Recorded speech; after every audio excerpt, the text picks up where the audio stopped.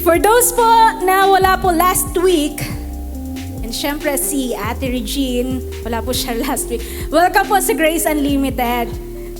Welcome po. Kung saan po sa church na ito, isa lamang po ang aming pangalan na itinataas, kundi ang pangalan naman po ni Jesucristo. Amen? Can we give po si Ate Regine yung ating welcome, anong ang tawag po doon? Tradition. Can we give a clap po ng tradition natin? Ang tawag po doon? Isang bagsak! Dalawang bagsak! Tatlong bagsak! Welcome po sa Grace Unlimited. Ayun, praise God, praise God. Ayun. Para magising po lahat. Amen? So nakapagkapi naman po. Amen. Amen. So for those po, wala po last week, meron po tayong inopen na bagong series. Amen? And yung series po na yon is called, ang tinatawag po na Timeless Principles of Grace. Kung saan po, hindi po siya na naluluma, kundi palagi pong napapanahon. Amen? Ano man po yung weather, ano man po yung situation po ng buhay natin, principles of grace po is magagamit po natin sa ating buhay. Amen? Amen. Now, last week po, na-share po sa atin ni Ate Jackie yung unang part ng series po natin, which is, ano po yung title? Ala, walang nag-take down. Oh. Rest in the finished work of Christ. Salamat po sa sumagot. Mamaya meron kayong exam. Amen. So, ngayon, rest in the finished work of Christ. Gusto ko lamang po kayong kumustahin. Kumusta po ang week nyo after nyo po marinig yung message of God na rest in His finished work? Kumusta po kayo? Do you have now the confidence to trust and believe dun sa tinapos niyang gawa? Amen.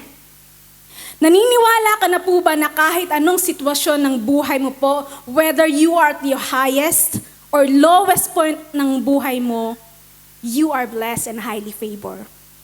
Amen. Amen. Praise God. Because it's not about who you are. It's not about where you are. It's about Jesus. It's about the finished work of Christ. Amen? Amen. Amen. So, bakit ko po naitanong yon? Dahil po ang pag-aaralan po natin today is another principle po. Another principle that we must believe at i-apply po natin sa ating buhay. Amen? Dahil ang title po ng God's message for today is Align Every Decision with Grace.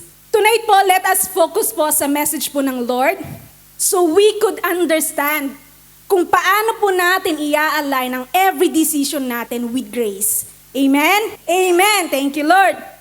Now, our topic po today is align every decision with grace. Because making decisions po is essential part of life. Amen? And each choice na pinapag-decide po natin is, it shapes our journey. Right? And because of that, is to avoid wrong choices, it's important to ensure that every decision is aligned with God's grace. Amen? Amen. Dahil kailangan po nating maging maingat sa pagdidesisyon. Amen po? Kaya po, let His unmerited favor guide your thoughts and your actions na maglilid po sa mga choices natin that honors Him and brings purpose and peace sa buhay po natin. Amen? Amen. Kaya dapat po yung pagdi-decide po natin is naaayon po sa biyaya ng ating Panginoong Diyos. Amen? Because every choice is an opportunity to reflect Christ's grace.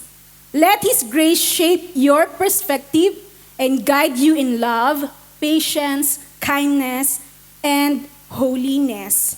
Amen. Kaya po ang pag-aaralan natin na principle today is very important because it has to be aligned with God's grace. Amen? Because grace empowers us to make God-honoring decisions.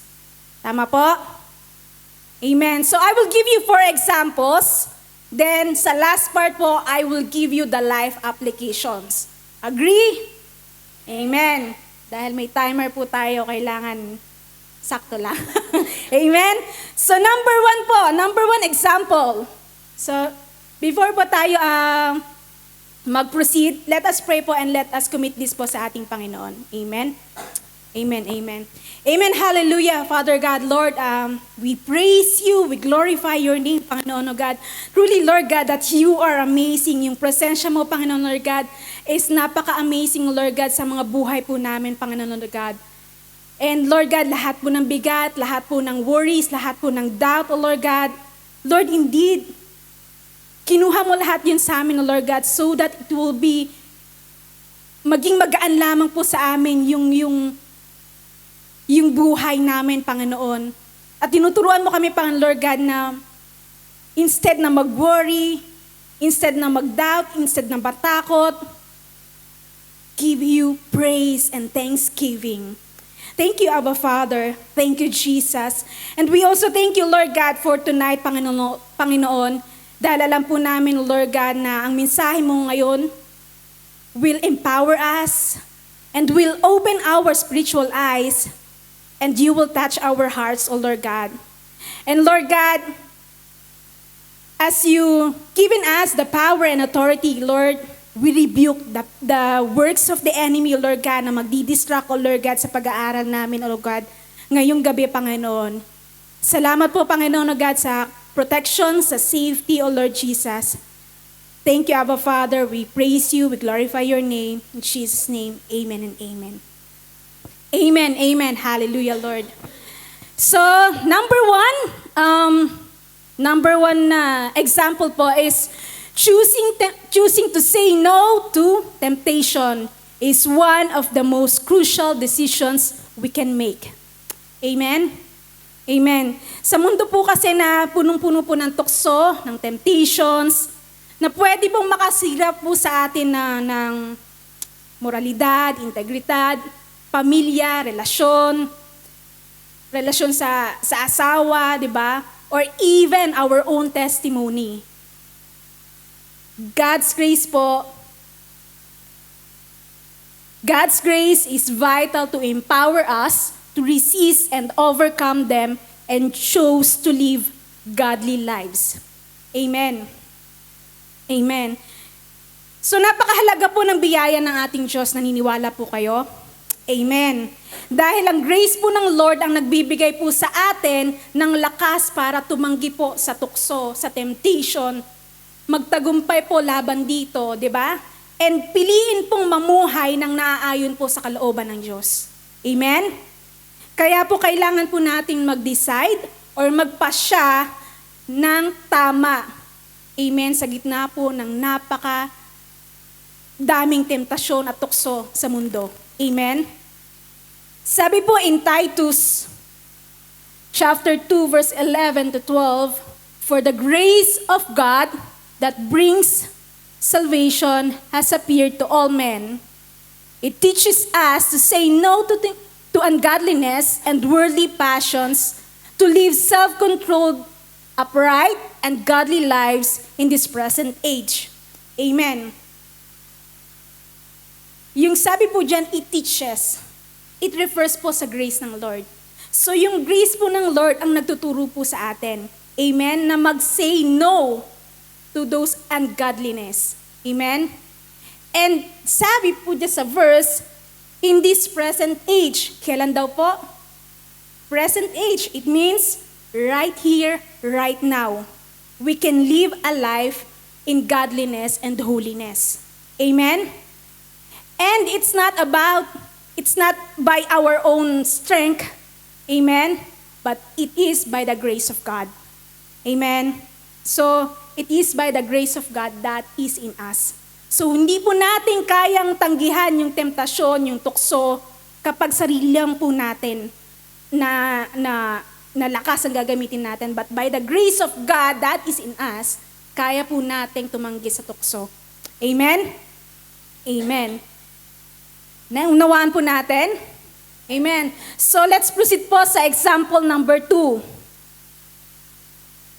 The decision not to delay on what you believe is most important that reflects the value of God's grace in your life above anyone or anything else. Amen. Sa Tagalog po, ang desisyon po na huwag ipagpaliban kung ano yung pinaniniwalaan mong pinakamahalaga ay nagpapakita na mas pinapahalagahan mo ang biyaya ng Diyos sa buhay mo, higit pa po sa kanino man or sino man. Amen? Kapag alam mo pong tama at naaayon po sa biyaya ng Lord, huwag mo na pong patagalin na mag-decide.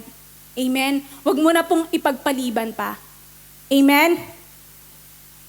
In Matthew chapter 4 verse 18-20, sabi po ni Jesus dito, "And Jesus walking by the Sea of Galilee saw two brothers, Simon called Peter, and Andrew his brother, casting a net into the sea, for they were fishermen.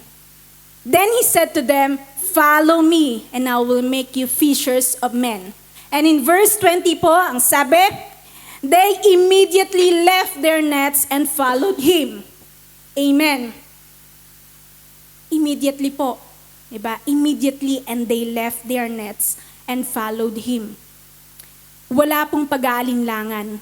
Amen? Wala pong, teka lang, wait lang, manghuli lang muna ako ng isda. Then I will follow you. Diba? Wala pong ganon. Diba? So it means po, no delay. They follow Jesus. Kaya po ang pagpapasya po na maglingkod sa Lord, ang pagpapasya po na gawin ang kanyang kalooban, at ang pagpapasya po na sumunod sa kanya, sa salita niya, is naaayon po sa biyaya ng Lord. Amen? Kaya po hindi na po dapat yung patagalin. Right? Are you following me? Amen. Thank you, Lord. Now, following verse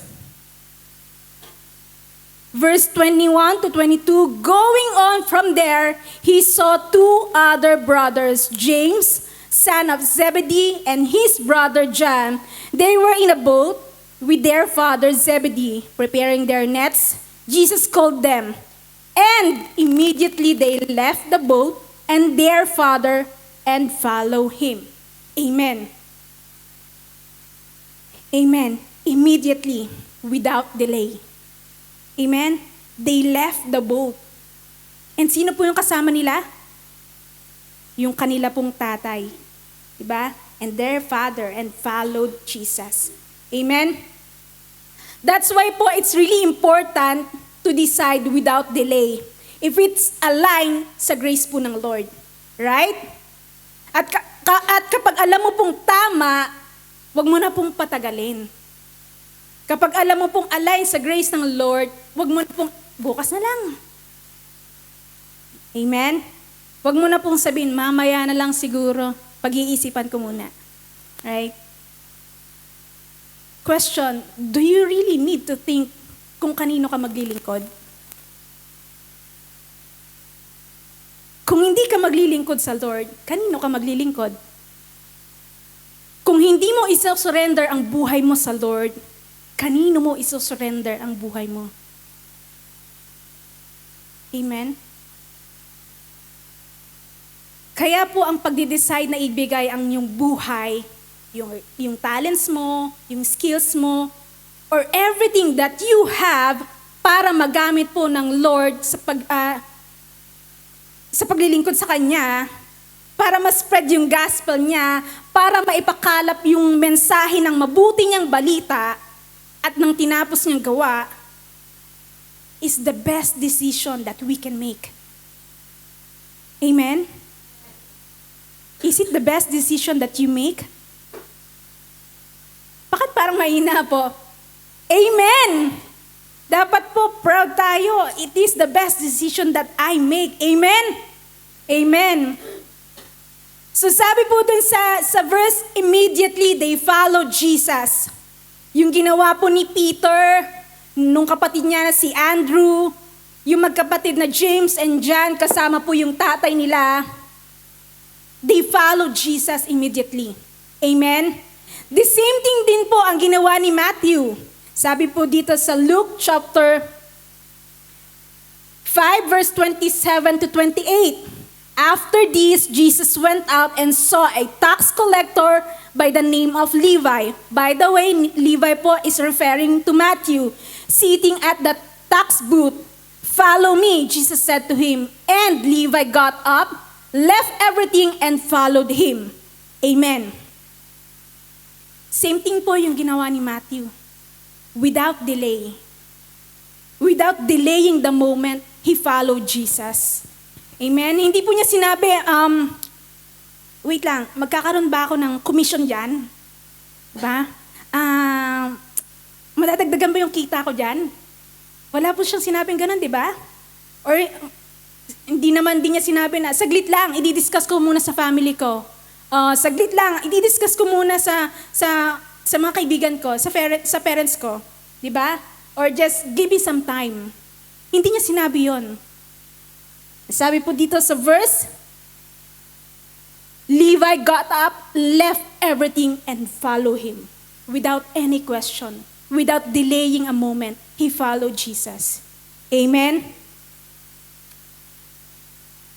Marami pong tanong na pwede pong maglaro sa mga isip po natin. Pero kapag ang pinag-uusapan po ay ang mga bagay na walang hanggan,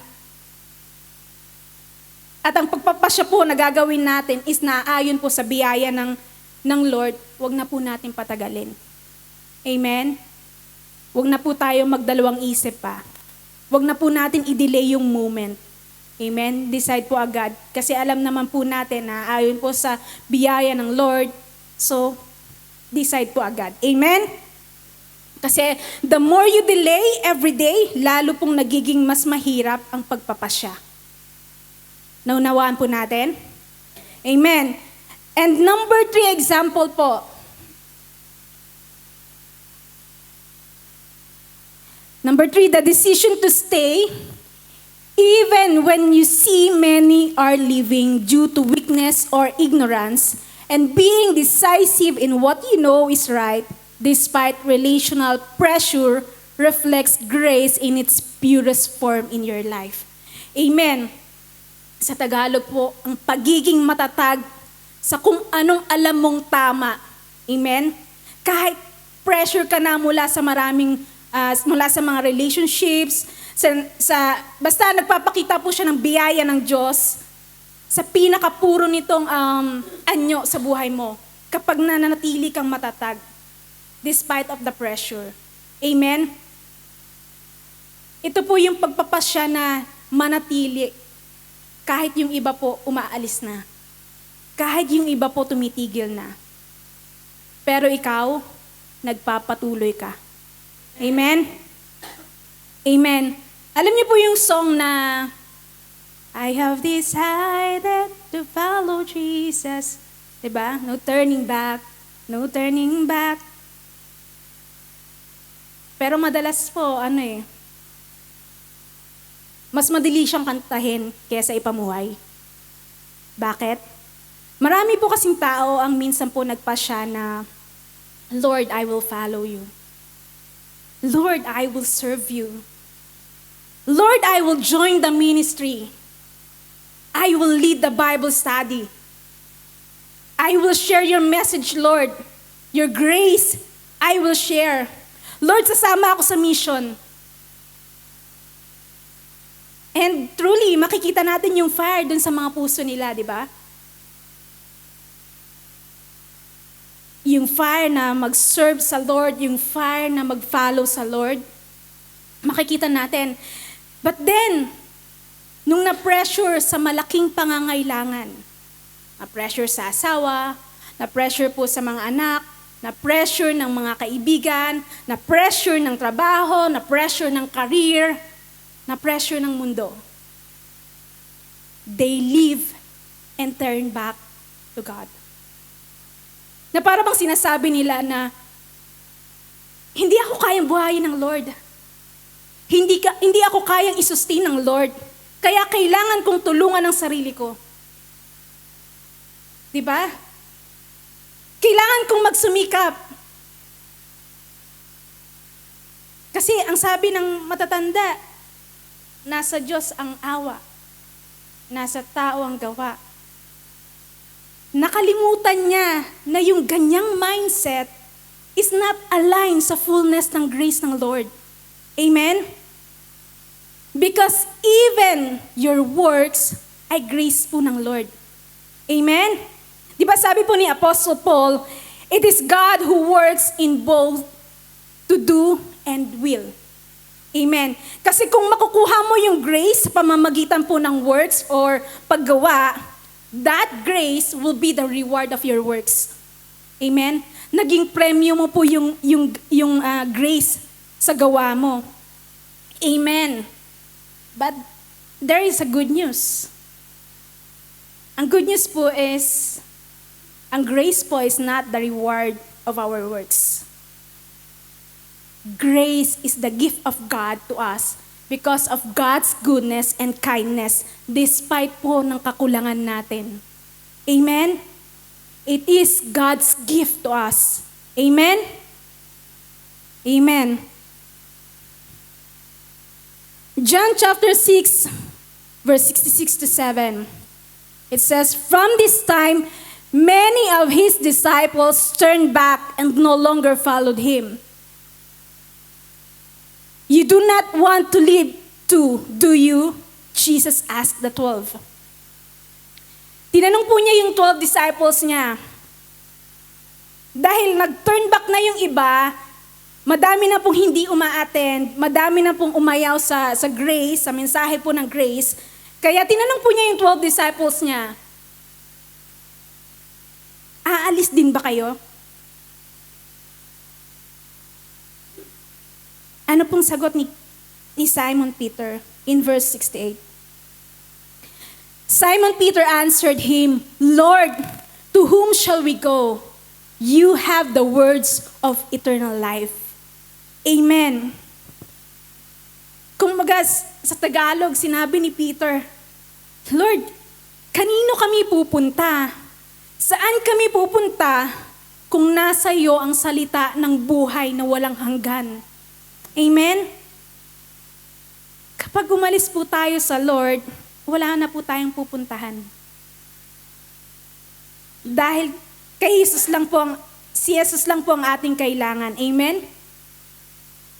Dahil ang kakulangan po natin ay pinupunan po ng ating Panginoon. Dahil kay Kristo, tayo ay kumpleto. Amen? Kaya nga po, yung big idea, remember po, in Christ, we are complete. Amen? Amen. So, let's proceed po yung verse 69. Sabi po dyan, "We have come to believe and to know that you are the Holy One, God." Amen. Alam niyo po, kapag dumating po yung matinding pressure po ng buhay, the only thing that matters most sa buhay po natin is what you believe. Amen? Kapag dumating po yung matinding pagsubok, matinding pressure, sa asawa, sa anak, sa mga bills, kaibigan, career. Ang pinakamahalaga po na alam nyo, yung pinakamahalaga po sa buhay natin during that time, is yung paniniwala po natin. Amen? Dahil paniniwala ka po sa grace ng Lord, mananatili ka sa biyaya ng ating Panginoon. Amen? Anuman po yung mangyari, anuman po yung maging challenge po ng buhay mo, anuman po yung maging pressure sa'yo, amen, you will stay. Amen? Amen. Why? Because natagpuan na po tayo ng biyaya ng Diyos. Amen? At natagpuan natin ang biyaya ng Diyos. And this is the best thing that ever happened in our life. Do you agree? Amen. Amen. Kaya po, we will stay. Anuman po yung pressure, anuman po yung challenge po ng buhay po natin. Diba? I remember po from kahapon lang. Dapat may interview today. Pero sabi ko, hindi ko pupuntahan. Sabi ko, unahin ko ng Lord. Sabi niya, sayang naman. Dapat, maintindihan ka naman ng Lord. Ay, hindi. Kapag sa akin yan, hindi ko na kailangan i-chase yan. Ako ang hahabulin yan. Diba? Ganun dapat. Amen po? So, hindi po ako nape-pressure sa nangyayari po sa buhay because I am standing in the victory. Amen? I'm already standing in the victory, so dapat po ganun po yung ating pananaw. Amen? Amen. So we will stay anuman po yung pressure, anuman po yung challenge sa buhay. Amen? Amen. And number 4, the decision to love the Lord Jesus more than your family is truly not easy or popular. Being able to do this truly the work of grace within you. Amen. Ito po yung desisyon na madalas mahirap po. Bakit? Kasi dito po tayo mapapatanong eh. Dito po pumapasok yun na is it blood thicker than water? Diba? Kaya po minsan, hindi po natin sila masisi kasi nandun po yung pressure sa kanila eh. Sa pamilya nila, pressure ng kamag-anak, pressure ng kapatid, di ba? Kaya yung iba umaalis po ng church, hindi po nagpapatuloy. Amen? And in Matthew chapter 10 verse 37, sabi po dito, anyone who loves their father or mother more than me is not worthy of me. Anyone who loves their son or daughter more than me is not worthy of me. Amen. Now let me explain po. In this verse po, Jesus is not telling us not to love our parents, not to love your child or your children. Hindi po yun yung ibig sabihin dito. Ang sinasabi po dito is, kapag minahal mo yung parents mo, or kapag minahal mo yung mga anak mo nang higit sa Panginoon, ano pong sabi? You are not worthy of me. Amen? You are not worthy of me. Dahil dapat po nasa number 1 po ang ating Panginoon. Amen? At kung sino man po yung ilalagay mo sa number 2, number 3, number 4, it's up to you. Amen? Basta sa number 1 po is ang ating Panginoon. Amen? Because you need to put God first always. Amen? Kasi po kapag nilagay po natin ang Diyos sa 2nd, 3rd, 4th, 5th, mas madali po sa atin maisantabi ang Lord eh. Mas dali po sa atin na unahin po yung ibang bagay kaysa sa Kanya. Mas madali po sa atin na bigyan ng less attention ang Lord, 'di ba? Kasi nasa number 2, number 3 lang naman siya, 'di ba? Tama po ba? At kung ganun po ang ginawa mo, ano pong sabi ni Jesus? Then you are not worthy of me. Amen? Si Jesus po would not settle anything, any place than the first place. Amen? And hindi mo na po dapat i-verify yon kasi He is worthy. Diba? Karapat-dapat po siya. Kaya dapat po nasa number 1 ang ating Panginoon. Amen?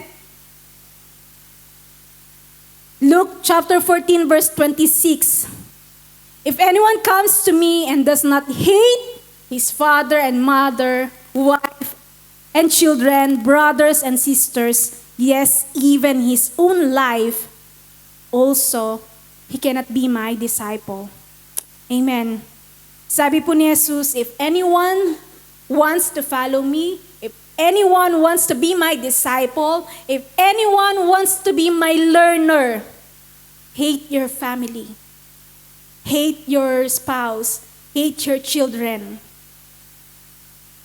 hate yourself. Ang tindi po, no? Diba? Now, we have to understand po yung word na hate.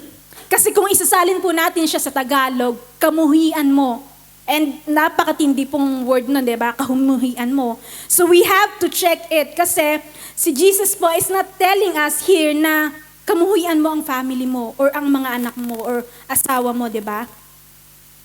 Because we are reading it in English. Okay? Because the original word po niyan is from the Greek word miseo, which means loveless. Amen? Loveless po. So, ibig sabihin po ni Jesus dito is love your family and even your own self less than. Okay? Less than the Lord Jesus. Amen? Huwag mong ilagay sa mas mataas na rank yung pagmamahal mo sa kanila kaysa sa ating Panginoong Diyos. Amen? Kung binigyan mo po ang ating Lord ng 10 out of 10 na love, huwag mo pong higitan pa doon yung pagmamahal mo sa family mo, sa asawa mo, or sa anak mo. Amen? Amen. So dapat po laging nasa unahan ng Lord. Dapat po laging mas higit ang ating Panginoon. Amen? So yun po ang ibig sabihin ng hate na word dito, which is miseo. Ang meaning po ay love less. Amen? And no mistake po about this kasi the only love that we can give is the love that God gave us. Amen? Remember po, He first loves us, di ba? He first loves us. That's why we love. Amen? Kaya po yung pag-ibig po na natanggap natin, yun po yung pag-ibig na ibubuhos natin. Amen? Sa pamamagitan po ng banal na spirito. Right? Doon po tayo kukuha ng pag-ibig na ibabahagi po natin sa mga tao sa paligid po natin. Amen? At higit sa lahat, yung pag-ibig po natin sa ating Diyos. Amen? Amen. So, ayun po yung principle of grace today. Bilis po ba? Yun po yung principle of grace that should align in every decision, in our decisions in life. Amen? Now, alam na po natin yung principle. Diba? Alam na natin yung principle, how to align our decision with grace. Paano naman po natin ipapamuhay ito in a practical way? Amen? So I will give you life application. Number 1, release the wisdom that is in you through Christ. Amen. Christ is the very wisdom of God lives in you. And as a believer, you have the mind of Christ within your born-again spirit. Amen? You need to trust His divine insight and let His wisdom flow through you to guide your decisions and bless others. Amen. Kapag mali po yung ating naging pagpapasya, hindi lang po ikaw yung madidisgrasya. Amen? Pati po yung mga tao po sa paligid po natin. Kaya po kailangan po natin maging maingat sa pagpapasya. Amen? At para po maging maingat tayo, we need to depend sa wisdom po na nasa atin. Amen? Which is the wisdom of God. And sino po yung nasa iyo? Si Jesus, di ba? The very wisdom of God. Amen? Amen. Dahil po, ang wisdom po is wala sa labas, napapasok po sa atin, wala po, kundi nasa loob. Amen? Nasa loob po ng ating spiritual, yung ating born again spirit. Amen? Amen. Kaya, all we need to do is to release it. Kailangan nating i-release yun, di ba? And how do you release it? Paano mo po i-release yun? By confessing with your mouth. Amen? By confessing with your mouth because you believe. Right? Because you believe in your heart, so you confess it with your mouth. Amen? Amen. 1 Corinthians chapter 1 verse 30. It is because of Him that you are in Christ Jesus, who has become for us wisdom from God. That is our righteousness, holiness, and redemption. Amen. Question, are you in Christ? Amen. Amen. You are in Christ, and Christ is in you. So Christ is the wisdom of God. So what do you have inside of you? The wisdom of God. Amen? Amen. Sapat po yung karunungan na nasa iyo. Amen? And it is your disadvantage not to tap on it. Diba? Nasa iyo na po yung great source of wisdom. Pero hindi mo lang po siya inire-release. Amen? So lugi ka po. Amen? Kapag hindi mo po ginawa yun. Amen? Sabi po sa 1 Corinthians chapter 2 verse 16, "For who has known the mind of the Lord that he may instruct him? But we have the mind of Christ." Amen. So what do we have? Mind of Christ. Hindi po dyan sinabi na you will have. And sabi po, we have. It means you already have it. Amen? And nasaan po yon? Nasa ating spiritual mind. Diba? Meron po tayong natural mind, which is yung natural mind po na yon is nasa ating soul. Now, yung spiritual mind po is nasa ating spirit po. Amen? Amen. Kaya po, meron tayong wisdom of God. Amen? Kaya po, we have to release it. We have to tap on it. Kaya po, ang pagpapasya po, kailangan po take time. Huwag po tayo magmadali. Amen? You need to release the wisdom of God. Amen? You need to release the wisdom of God that is in you. Naunawaan po natin. Amen. Mamaya po mag-exam tayo. Amen. Kaya po we have to release the wisdom of God. Amen? Kasi we have to choose faith over fear, not rushing into decisions out of anxiety. Amen? But waiting and trusting in God. Amen? You don't act immediately on your feelings, on your emotion, lalo na kapag ka yung nakikipagsiksikan ka sa metro, di ba? Emotion mo talagang tumataas kasi late ka na eh. Di ba? So, you don't have to act immediately because of your emotion, because of your feeling. You allow yourself time to process and respond in a way that reflects grace. Amen? You choose peace over pressure. Amen? Because you understand that decisions is aligned with grace. With God's grace. Amen po? Kasi po, hindi po, ang grace po ng Lord, hindi po kailangan i-force. At hindi po siya chaotic. So you don't decide under pressure. Amen? Amen po? You have to release the wisdom that is in you. Amen? You take time. So don't rush po. Amen. Naunawaan niyo po? Amen. Rain, kanina sabi mo, wag i-delay. Tapos ngayon, take time.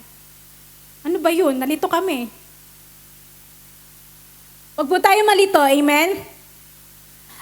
Ang pagpapasya po or ang pagdi-decide po na wag ipagpaliban is kapag alam po nating tama at naaayon po sa biyaya ng Lord. Amen? Wag po tayong mag-take time na mag-decide. Amen? Kagaya po ng pagdi-decide na pagtanggap po sa Lord bilang ating Panginoon at tagapagligtas, hindi mo naman po kailangan pag-isipan pa yon. Amen? Decide immediately. Amen? Amen po? Amen. Pero kung kinakailangan mo po ng time to decide, huwag ka po magmadali. Especially sa mga big decisions. Right? Like yung pagpasok sa business world, pagpapalit po ng trabaho, sa career, paghahanap ng work, pag-aasawa, pag-move po sa ibang bansa, diba? You need time to decide. Hindi po basta-basta yon. Amen? At dyan po papasok yung second application po natin. Pray and wait before making a decision. Amen. Don't be in a hurry. Amen? Not just pray, but wait. Amen po? In big decisions, don't rush, trust God's timing, and seek His wisdom in prayer. His grace brings clarity and peace, leading you to the right choice. Amen. In big decision po, hindi po natin kailangan magmadali. Amen po? Amen. Hindi po pwedeng agad-agad. Hindi po pwedeng nag-pray tayo, then kailangan agad-agad yung sagot. Amen po? Amen? We have to pray, but we also need to wait. Amen? Hindi po natin pwedeng madaliin ang ating Lord. Hindi po natin pwedeng, ang tawag doon, pasunurin ang ating Lord sa timeline natin. Dahil hindi po obligado ang Diyos na sundin yung oras mo. Amen? Now, ano po yung kailangan natin gawin? Amen. Pray and wait and trust the Lord. Amen? Because God makes everything beautiful in His time. Amen? Kaya po wag po tayo magmadali. And I will give you examples po.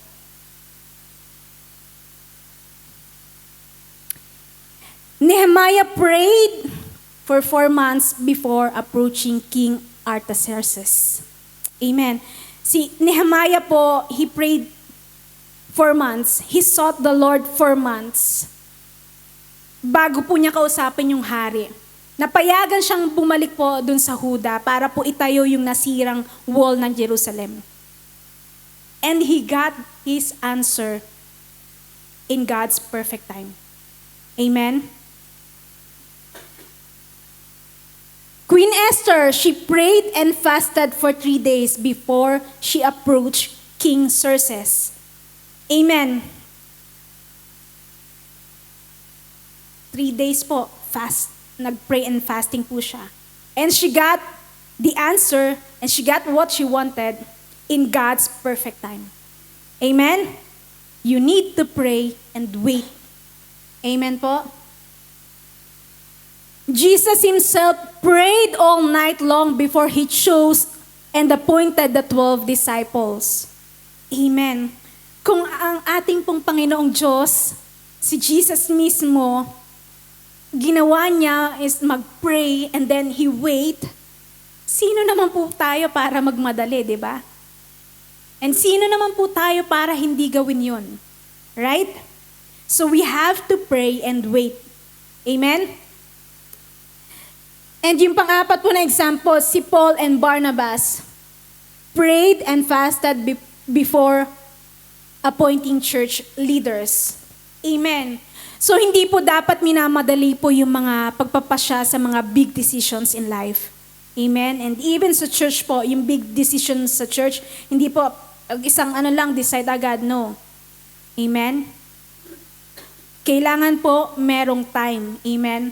Para po di po mauwi sa yung pagpapasya natin sa disgrasya. Right? So we have to pray and wait. Now, look po dito sa Isaiah chapter 40 verse 31. But those who wait on the Lord shall renew their strength. They shall mount up with wings like eagles. They shall run and not weary. They shall walk not faint. Amen. Gusto niyo po yung pangako ng Lord na to? Amen. Gusto niyo pong lumipad tulad po ng agila? Gusto niyo po bang tumakbo na hindi po napapagod? Or lumakad ng hindi po nangihina? Amen? Kung gusto po natin ang pangako na to, sabi po ng Lord, you have to wait. Amen? You have to wait. Amen? And in Psalm chapter 27 verse 14, wait on the Lord, be of good courage, and He shall strengthen your heart. Wait, I say, on the Lord. Amen.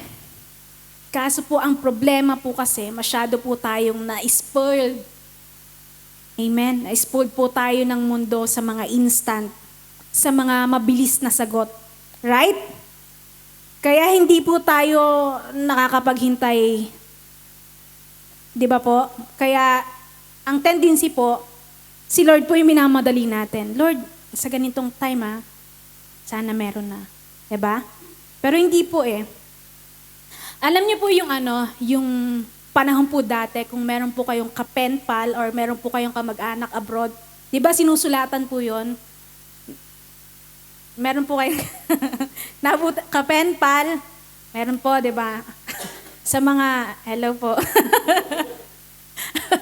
Ayun, sa mga, bago nyo po malaman yung sagot doon sa sinulat nyo, sa pinadala nyo sulat, aabutin pa po yun ng ilang buwan. Di ba? Kung minsan, bago po malaman yung sagot. Di ba? Parang pag tinanong mo yung nililigawan mo, oo ba o hindi? Parang napakatagal nung sagot bago mo ma-receive. Di ba? Kasi ang gamit po nun is yung snail mail. Snail, kasi mabagal. Amen? Ngayon po kasi, seconds na lang, di ba? Isang click mo lang, nandun agad yung mail mo, and then kapag sumagot, na-receive mo agad, di ba? Kasi now, we are using email, electronic mail. Right?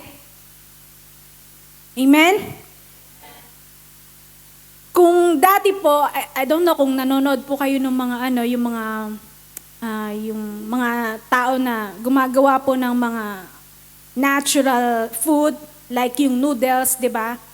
Kung dati po yung tao, bago po siya makakain ng noodles, ang dami pa pong ingredients, tapos imamasa pa niya yun, tapos ang dami pang procedures bago po mabuo yung noodles, di ba? Gutom na siya bago pa makakain, di ba? Ngayon kasi meron ng instant. 5 minutes lang, di ba? Meron ka ng instant noodles. Gluluto ka lang. At kung tinatamad ka, meron pang mas instant doon. Cup noodles, di ba? Lalagyan mo lang ng mainit. Di ba? So, mas instant siya. Kaya, mas mabilis. Right? And kung dati po, yung mga lola, mga lolo, hindi ko po alam kung naabutan po ng iba sa inyo, yung magsusunog po ng bigas, tapos gagawing kape. Yes, amen. Yun po yung gagawin nilang kape para makainom, 'di ba? Pero ngayon kasi instant, meron na din coffee. Instant coffee, 'di ba? Lagyan mo lang din ng mainit na tubig. May kape ka na. Meron ng creamer yon, meron ng asukal, 'di ba? Instant. Kung minsan iba-ibang variant pa. Merong black, merong brown, merong white, 'di ba? Minsan meron pang cappuccino, 'di ba? So iba-ibang variant, 'di ba? So ganun po yung panahon ngayon, instant, mabilisan. Amen? And before, kung napakabagal ang transportation, 'di ba? Kapag babiyahe ka, pupunta ka sa ibang lugar, aabutin ka ng isang araw or minsan abutin ka ng ilang araw sa daan bago ka makapunta sa lugar na pupuntahan mo. Ngayon, may metro na. May metro, merong eroplano, di ba? Merong bullet train na ano nyo po yun? Bullet train na sobrang bilis. Di ba? Ganun kasi kabilis yung panahon ngayon. Kaya ang tendency, tayo po, na-adapt natin yun and we cannot wait. Di ba po?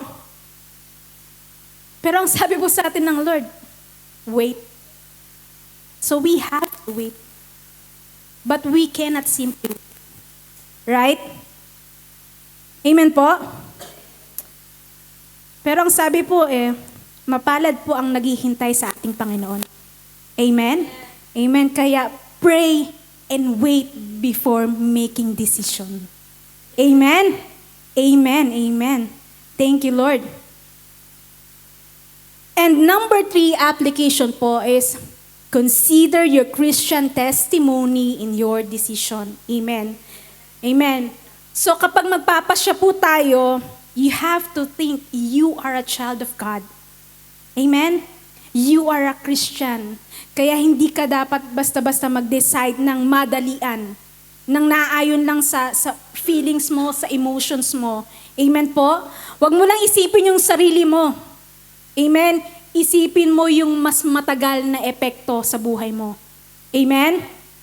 Because every decision you make speaks volume about the grace of Christ in your life. Amen. choose wisely. Amen? Knowing that your action can either honor or hinder others from seeing His love through you. Hindi ko pala napindot. So yan po.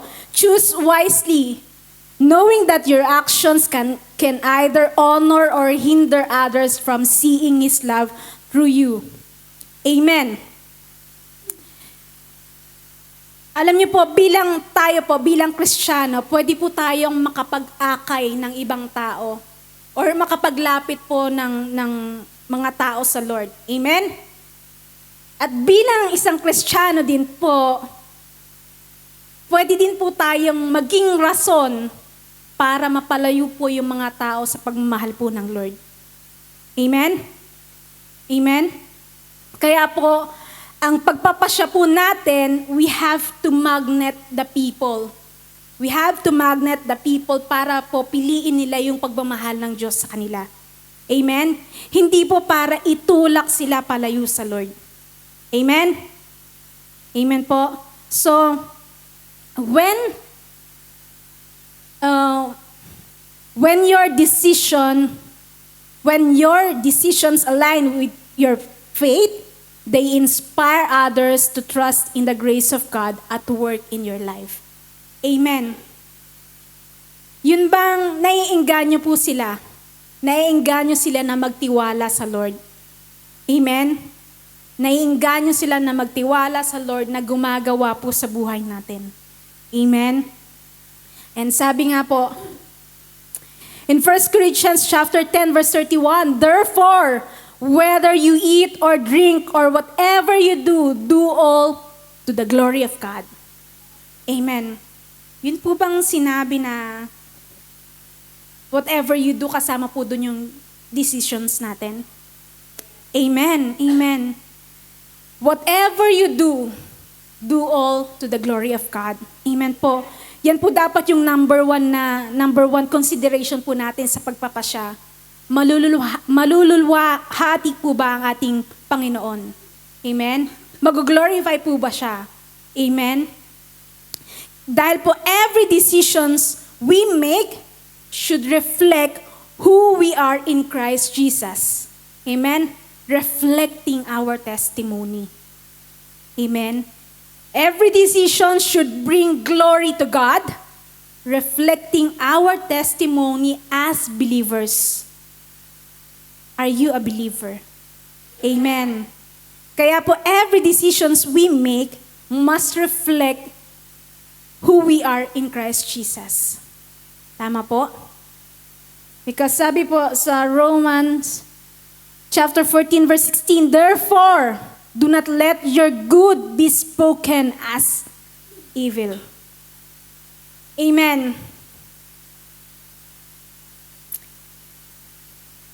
So make sure po that our decisions, hindi po siya magko-compromise dun sa testimony po natin or dun sa ibang tao na makriticize po yung ating faith.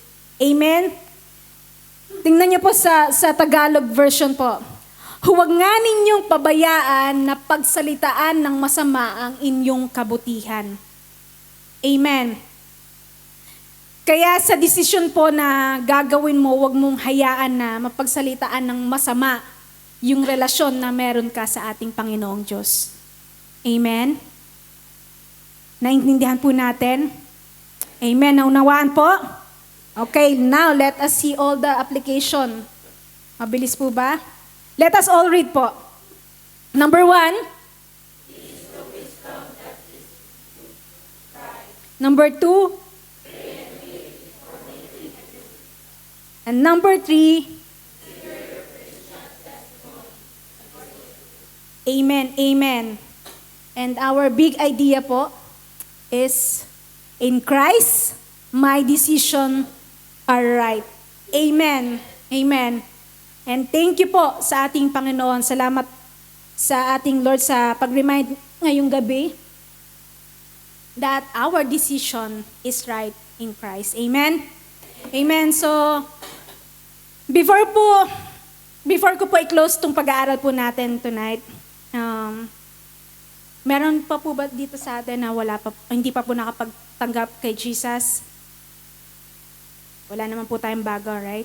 So, amen. So, today po, naunawaan na po natin that our decisions should align sa grace po ng Lord. Amen? Amen. Kapag ang alam po natin na ito po ay na-align sa biyaya ng Lord, wag na po nating patagalin. Pero kapag big decisions po, we have to wait. Amen? We have to pray and wait. We have to take time to decide. Amen? Amen.